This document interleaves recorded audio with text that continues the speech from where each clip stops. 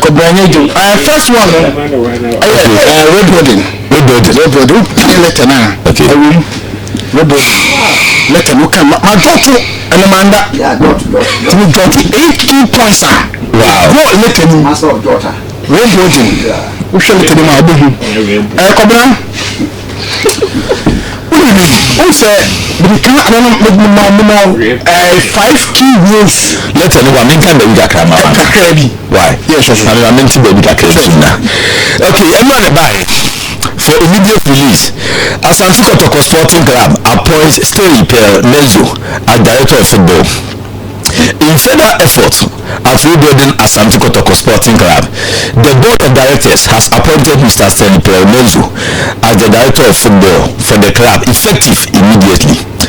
The appointment forms part of the club's long-term strategy to strengthen its technical leadership. Long-term. Thank you. Sure. Okay, let me go back. The appointment forms the appointment forms part of the club's long-term strategy to strengthen its technical leadership, modernize its football operations, and restore the Porcupine Warriors to the summit of domestic and continental football. Continental, yes, I want to say. Sure. Okay, the 62-year-old Dutchman joins the Porcupine Warriors with one of the most impressive football regimes ever associated with the club. Himself, a distinguished football manager, an accomplished former professional goalkeeper, he spent 10 full seasons as a player at AFC Ayas, where he made more than 300 official appearances and won 9 major titles. Mr. Menzo was regarded as one of the first goalkeepers capable of contributing as an outfield player. A forward-thinking, ball-playing philosophy that helped shape the modern game. Okay, sometimes I don't know what I Sure. Let me get to the 4 pigs. To be fair, he is coming to build a formidable team for Asante Kotoko. Okay. Today, it's a Asante Kotoko. Plenty opening IFM Stanley. Menzo. As director of football. Sure. So they didn't carry news in between that. Sure. So director of football Urban. When that bad do. Over 62 years. We're Dutch man. Sure. Now, or your former goalkeeper. I was here. I asked him. There's a performance of that and game playing this. No. Now, and that's a get one. The Vena Kotoko. I want him. And the new director of football. And one sporting director. I'm going to say, and a fashion with the same role. I didn't say idea back. And listen to you, there's no different. A fashion with the same role, sporting director and director of football. A fashion with the same role, difference again. Yeah, sure. Let me talk difference in. Okay. The same role. Okay, Barcelona. I'm not sporting director. Deku. Sport director into bracket director of football. 2000 Barcelona for everybody who say a sporting director into bracket director of football. It's the same idea. Two things for me together. Second, okay, long time. Let me get that right. You will say a sporting director into bracket or director of football. Thank you. What is a fashion the same role difference in chief. The second part in long-term and strategic ambition. Long-term and strategic ambition. I mean it. Last week we can see what you say. Yes, city team. Okay. Jimmy. South football. And what? Thank you. And the open coach, what is it we will do? Because how long we will be with your defensive style. Coaching because how football. Only defensive coach. Thank you. What is that? The people call over. Yeah. And Maraska. Former coaches. Yeah. Xabi Alonso.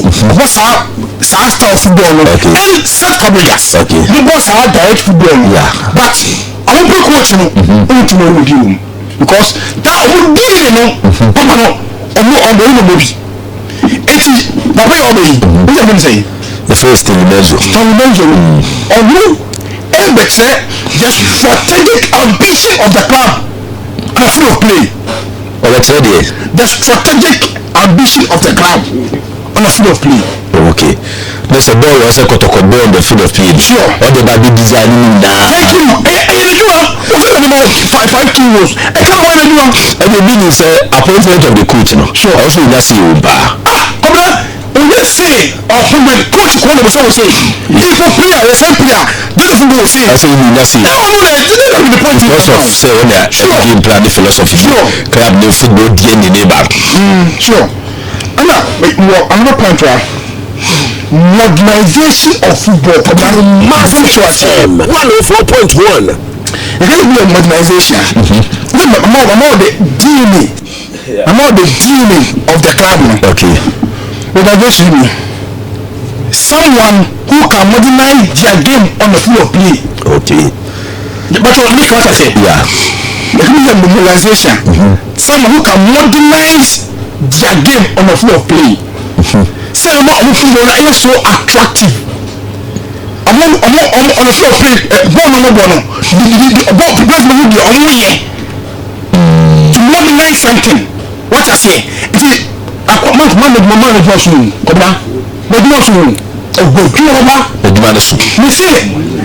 when to probably see you.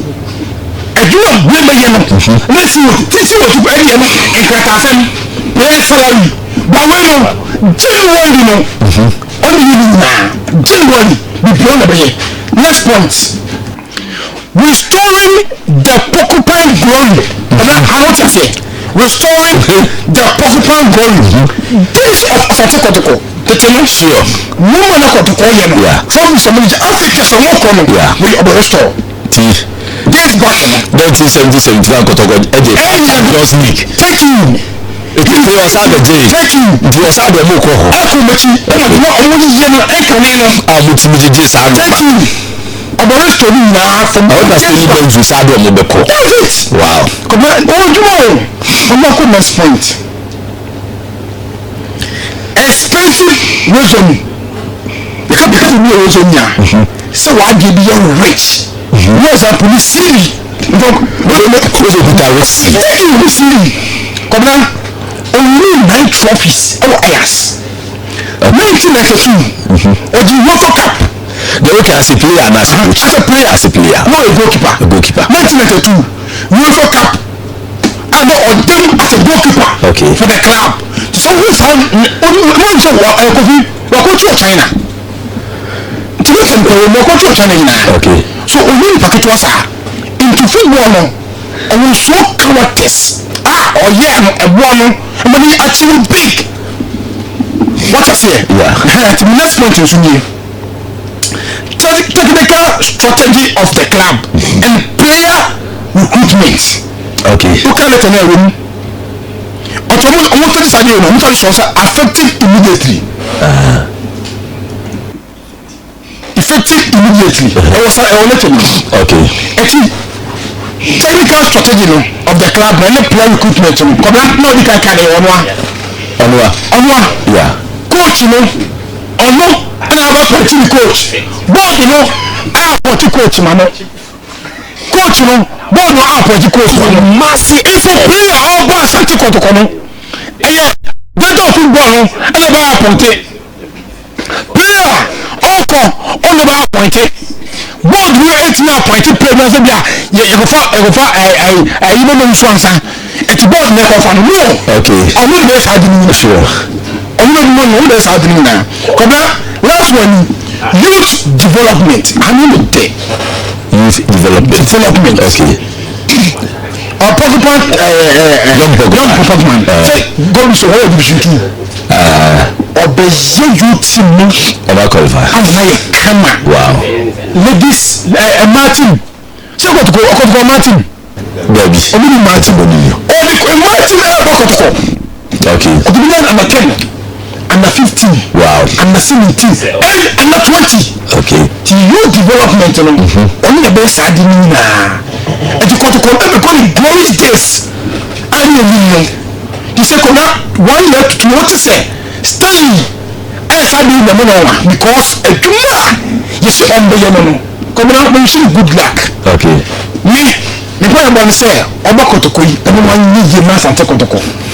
Also, yeah, Blackson, your entire appointed director of you not see it here. Sure. It's the last time you do. Oh, super. No, yeah, Francis Adam. Ghana, but outside they will be. Okay, Ghana, yeah, Francis Adam. Yeah. But outside that, say, Tanzania. Sporting director. No, but I know. You go for take the house of folk or Catabolian so very. One actually, and the house the Nika. You say, you're sporting director, yeah. To back a lot of football. We need football. We need philosophy now. We don't work out now. You support me. No, it's actually aim. We post. Okay. You come on, support our supporters. Yeah. We could for support my blood to your player for 2 years.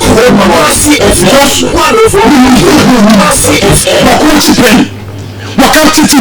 With that pitch, this one will be. One of the great days of football on the floor play, you lose everything. Okay, after appointment to the same coach Menzo. Okay. It is an honor to join a club of the stature and history of Asante Kotoko, the passion of the supporters and the ambition of the leadership. Make this an easy decision. I look forward to working with the technical team, the players and the entire Kotoko family to build something special and to compete for the trophies this club deserves. The entire Asante Kotoko family, nationwide and abroad, warmly welcome Mr. Menzo to Kumasi. Mami, obey you Kotoko. Yeah, did you see the say? I love the passion of the support of the club. Yeah, I just love it. I got to collect the independent, you know. What the decision is about Kotoko. I did it to this one the buy. Yes, man, but you say Asante Kotoko na friend. Come let me say. Right, then this man will work. I'm telling you. Okay. Say, you're going to be Stanley Menzo. No, it's me say. The passion of the supporter of the club, no. Cobra. To mercy and to support when you support Stanley. And you put the do well. You don't support him immediately. Yeah. To your Kotoko, you know what we are. Losing and for yeah. That's it. And we can say last time, that is our story. The sure.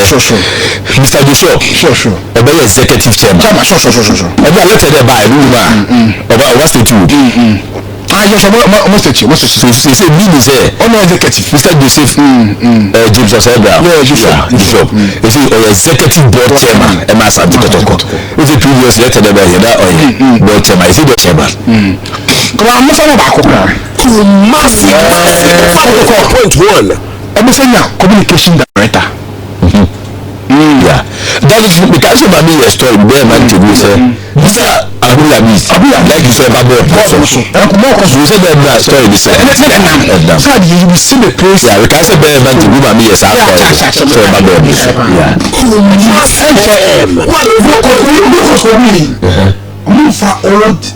old people so and the film new persons to be new Asante Kotoko new faces. Okay.